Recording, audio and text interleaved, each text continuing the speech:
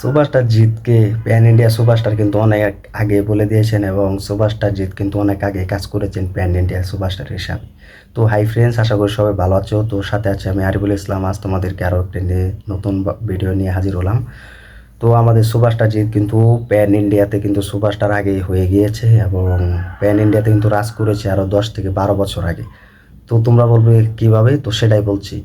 তো দেখো, টি সিরিজ একটি বড় প্ল্যাটফর্ম। তো টি সিরিজ কিন্তু একটি চ্যালেঞ্জ। তো সেখানে কিন্তু বলিউডের হোক আলা অন্য মুভির গান হোক এবং অন্য কোনো সুপারস্টারের গান হোক, সেই সব গানগুলো কিন্তু টি সিরিজ প্ল্যাটফর্মে কিন্তু মুক্তি দেওয়া হয় এবং টি সিরিজ একটি ভালো কিন্তু প্রোডাকশন হাউস।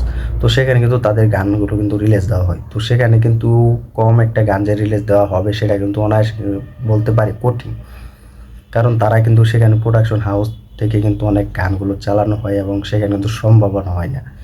তো সেখানে কিন্তু আমাদের প্রিয় সুপারস্টার জিৎ তার দিওয়ানা মুভি সেখানে কিন্তু তিনি প্রোমো করেছিলেন। তো সেখানে কিন্তু প্রমোশন হিসাবে তিনি থেকেছিলেন। তো সেটার ভিডিও আমি দিয়ে দিব, তোমরা দেখে নিতে পারো। তো সেটা আমি ডিসক্রিপশনে দিয়ে দেবো সেই ভিডিওটা, তো তোমরা দেখতে পারবে। সেখানে কিন্তু আমাদের সুপারস্টার জিৎ কিন্তু 10 থেকে 12 বছর আগে কিন্তু রাজত্ব করে গিয়েছে। এটা সুপারস্টার জিৎ, এই জন্য আমি বলি যে টলিউডের বা সুপারস্টার জিৎ একটাই।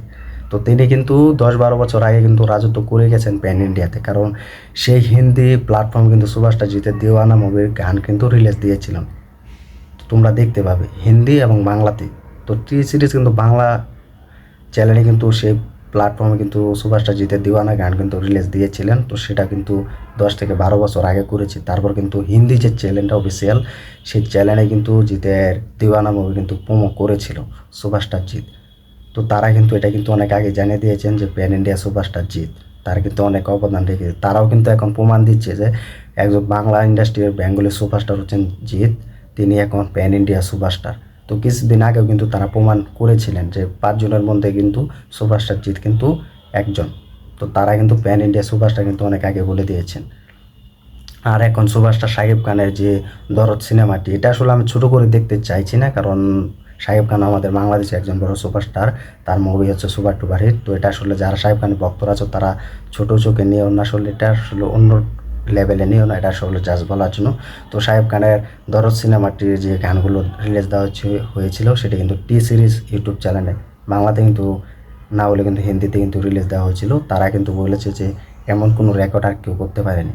তো এটা আসলে আমাদের সুপারস্টার জিৎ কিন্তু রেকর্ড করেছে আরও 10 থেকে 12 বছর আগে। তো এটা একমাত্র সুপারস্টার জিতের সম্ভব হয়েছে। তো জিৎ কিন্তু আগে রাজত্ব করে গিয়েছে, আগে কিন্তু টপ লেভেলের খেলা তিনি খেলা দেখিয়েছেন, খেলে গেছেন, এখনও খেলছেন। তো টি সিরিজের ইউটিউব চ্যানেলে কিন্তু সেই গান রিলিজ দেওয়া হয়েছিল। সেখানে আমাদের প্রিয় সুপারস্টার জিৎ কিন্তু প্রমোশন করেছে এবং প্রোমো করেছে। তো তোমরা দেখতে পাবে। তো সেই ভিডিওটি আমি ডিসক্রিপশনে দিয়ে দিব বা কমেন্ট বক্সে দিয়ে দেবো, তো তোমরা দেখতে পারো। তো এই জন্য এই মানুষটাকে আমি বলি টলিউডের বস। এই জন্য আমি সুপারস্টারের পাশে আছি, পাশে থাকবো এবং যে পর্যন্ত নতুন মুভি যদি 2 বছর লাগে তার রিলিজ ডেট করে, সেই পর্যন্ত আমরা অপেক্ষা করব। তো এটা কিন্তু খেলা সুপারস্টার জিত করে দিয়েছেন, আর কোনো সুপারস্টারকে দেখতে পাইনি বা অন্য কোনো সুপারস্টার যে বাংলা সুপারস্টার তারা যে টি সিরিজ প্ল্যাটফর্মে যে মুভির গানগুলো রিলিজ দিবে সেটা আসলে আমি এখনও ভাবিনি, বা কেউ যে দিয়েছে সেটাও এখনও আমি জানতে পারি না বা দেখতে পাইনি। একমাত্র সুপারস্টার দিয়েছেন।